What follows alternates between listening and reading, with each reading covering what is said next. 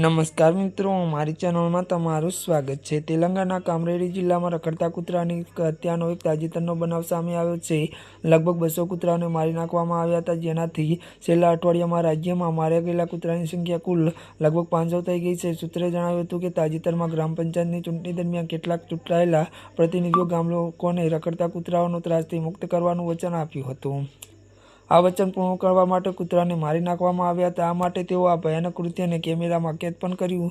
પોલીસનું જણાવ્યું કે આ સંદર્ભમાં 5 ગામના સરપંચ સહિત 6 લોકો સામે કેસ નોંધવામાં આવ્યો છે। અગાઉ હમકોટ જિલ્લાના પોલીસ શ્યામપેટ અને અરપલ્લી ગામમાં લગભગ 300 રખડતા કૂતરાઓને મારના મામલે 2 મહિલા સરપંચ અને તેમના પતિ સહિત 9 લોકોની સામે કેસ નોંધાયો હતો।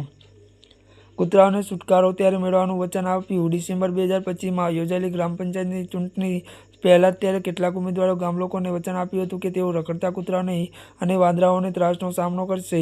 સૂત્રોના જણાવ્યા અનુસાર તેઓ હવે રખડતા કૂતરાઓને મારીને પોતાનું વચન પૂર્ણ કરી રહ્યા છે। ત્યારે મિત્રો, અમારી ચેનલને તમે લાઇક, શેર અને સબસ્ક્રાઇબ કરી દેજો।